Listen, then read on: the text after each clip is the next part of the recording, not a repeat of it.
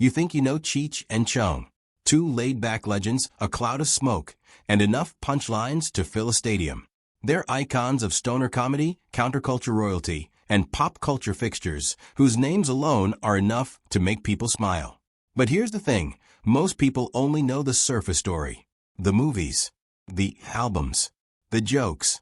What they don't know is the wild, twisted, jaw-dropping stuff that happened behind the curtain. And trust us, it's a lot weirder and a lot more fascinating than you'd ever expect. Today, we're diving deep into the real Cheech and Chong story. Not the greatest hits version you've already heard, but the hidden chapters, the strange coincidences, the near misses, the unexpected careers, and the secrets that most fans have never come across. We're talking about brushes with horror movie villains, license plates owned by cops, Jack Nicholson laughing through pure physical agony, film scripts so short they barely qualify as scripts, and a comedy duo that somehow ended up in the middle of a professional wrestling ring. If you thought you knew everything about these two, buckle up. Because this is just the beginning, and we promise it only gets stranger from here.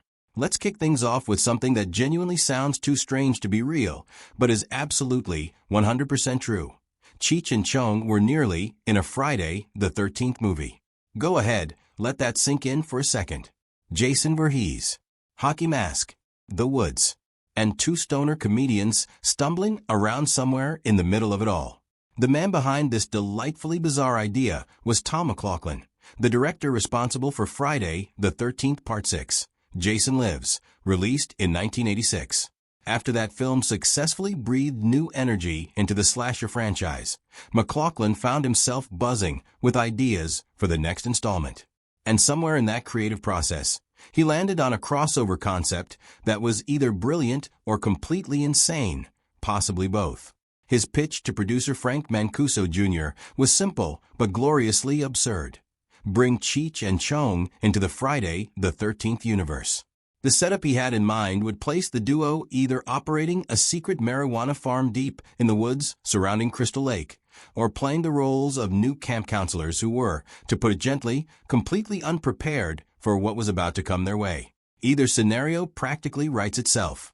Picture Cheech trying to explain to Tommy that the guy in the mask is not a fellow camper, while Jason looms closer and closer, completely confused by what he stumbled upon. Imagine the comedic potential.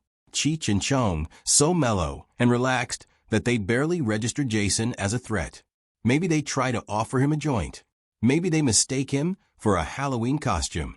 The tone clash alone, laid-back stoner humor colliding with slasher horror, would have been unlike anything audiences had ever seen. Horror comedy crossovers weren't unheard of, but this one would have been on a completely different level. Unfortunately, the pitch never made it off the ground. The project was never greenlit, and the crossover remained nothing more than a tantalizing what-if. But even just knowing it was seriously considered tells you something important about Cheech and Chong's cultural footprint at the time. They weren't just comedy stars. They were a brand powerful enough that horror filmmakers were actively trying to figure out how to pull them into a slasher franchise. That's not something that happens to just anybody. If you've ever seen Up in Smoke, then you already know the license plate. MUFDVR. It's one of the most memorable visual gags in the entire film. A cheeky little joke hiding in plain sight, exactly the kind of detail that makes you do a double take, and then burst out laughing once it registers. It became one of those iconic stoner movie moments that fans have referenced and quoted for decades. But here's what most people never knew. Cheech and Chong didn't come up with it. Their creative team didn't invent it. It wasn't cooked up in a Hollywood writer's room or dreamed up by a prop department looking for something edgy. The truth is stranger and funnier than any fictional origin story could be. The MUFDVR plate was real. It was a genuine, actual vanity license plate, and it belonged to a real person. Not just any real person either. A Los Angeles Police Department officer. That's right. The most recognizable dirty joke in stoner comedy history was originally the property of a cop. The irony practically writes itself. The plate had quite a journey before it made it onto the silver screen. It started its life attached to an American Motors Gremlin, which is already a joke in itself, given that the Gremlin was one of the most ridiculed cars in American automotive history. From there, the plate graduated to something with considerably more style, a T-top Corvette, which gave it a serious cool factor boost. And then, in its final incarnation, before cinematic immortality, it found a home on a customized VW Bug. That Bug carried the plate around until its retirement in 1986. And here's the kicker. The original owner, the actual LAPD officer who had that plate made, still has it to this day. California DMV stickers and all, just sitting somewhere, a real piece of pop culture history that most people have no idea about. A police officer unknowingly contributed one of the most beloved visual gags in cannabis comedy to the very genre that was, at the time, poking fun at law enforcement and drug laws. You truly cannot make this stuff up.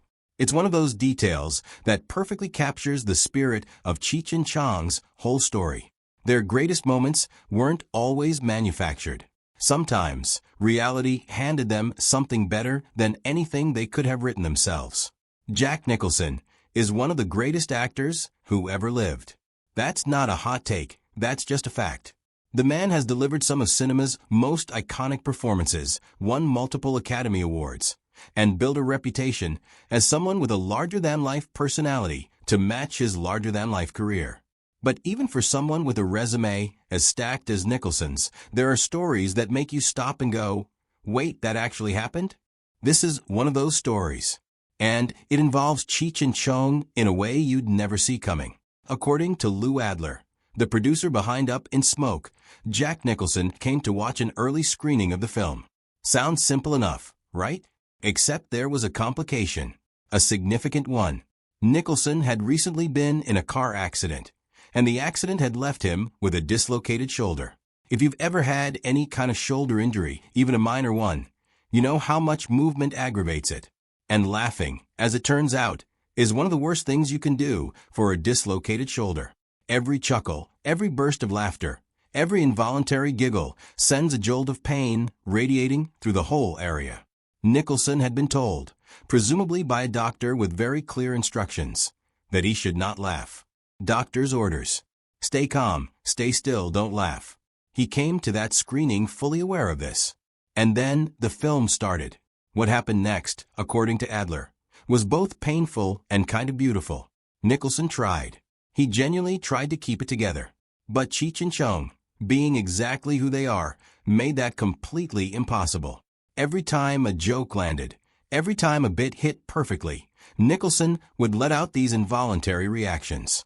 Not normal laughter, because that hurt too much, but a series of grunts, groans, hisses, and pain sounds as his body tried to process something hilarious while simultaneously trying not to move his arm. Laughter that hurt, but came out anyway. And here's what makes this story even better. Those sounds became a kind of impromptu quality control system. If a joke was strong enough to pull a painful reaction out of Jack Nicholson despite his best efforts to stay still, that joke was absolutely a keeper. His physical discomfort accidentally became one of the most honest forms of audience testing the filmmakers could have asked for. If it could break through genuine physical pain and still get a laugh, it was gold. There's also a fun footnote to this story. That beat-up Volkswagen Beetle that Tommy Chong drives at the very beginning of Up in Smoke, it wasn't a studio prop. It wasn't rented from a lot somewhere. It was Jack Nicholson's actual car. So his connection to the film went even deeper than just showing up to watch it. Part of the movie literally belonged to him. Picture Jack Nicholson cruising around Los Angeles in that funky little bug before it became a piece of stoner cinema history. That image alone is worth the price of admission. In Hollywood, a standard feature film screenplay runs somewhere between 90 and 120 pages. That's the industry norm. That's what studios expect. That's what directors, producers, and actors are used to working with. It gives everyone a roadmap for what the movie is going to be, how long each scene will run, what the characters will say and do, and how the story will unfold from beginning to end. Cheech and Chong did not care about any of that. When they sat down to develop their 1981 film Nice Dreams, the document they produced was reportedly 3.5 pages long. Not 30 pages. Not 35. 3.5. It was less a screenplay and more a rough sketch of an idea, just enough to gesture at the basic concept, jot down a few visual cues, and establish a vague sense of where the whole thing might be heading. By Hollywood standards, it barely qualified as an outline, let alone a script. The initial concept they had in mind involved Cheech and Chong playing landscapers in Los Angeles, who were secretly running a massive marijuana growing operation hidden all across the city. Trimming hedges by day, harvesting product by night. It had potential. But as often happened with their creative process, the idea kept evolving and mutating into something stranger, something that could only come from these two particular minds. By the time production got rolling, the concept had transformed into something gloriously weird. Cheech and Chong selling weed out of an ice cream truck, the kind with a giant clown face painted on the side. If that's not the most perfect Cheech and Chong premise imaginable, nothing is. The ice cream truck, the clown face, the whole operation hiding in plain sight behind the most innocent of civilian vehicles. But here's the thing that surprises most people when they hear this story. You might assume that a 3.5-page script means chaos on set. Improvised everything, no plan, just winging it from one scene to the next. And while their comedy absolutely had that freewheeling, loose, anything-can-happen quality, the reality of how they made their films was actually the opposite of chaotic behind the scenes. Despite the minimal written script, Nice Dreams was storyboarded meticulously. Every single physical comedy bit, every pratfall, every chase sequence, every carefully timed slapstick moment was mapped out in advance, planned down to the smallest detail before a single camera rolled. The film that looked spontaneous and wild was actually deeply choreographed. The chaos was constructed. The looseness was rehearsed. That's the magic trick Cheech and Chong pulled off again and again throughout their filmmaking career. They made enormously difficult comedy look effortless. They made tightly planned sequences feel improvised. They made you believe you were watching two guys just goofing around, when in reality you were watching the result of serious craft and meticulous preparation. All from 3.5 pages of notes. By 2010, Cheech and Chong had already been in the comedy business for 4 decades. They'd done albums, films, tours, animated voice work, documentaries, and everything in between. But in March of that year, they added something genuinely unexpected to the list. They guest-hosted WWE Raw, the flagship show of World Wrestling Entertainment. Yes, that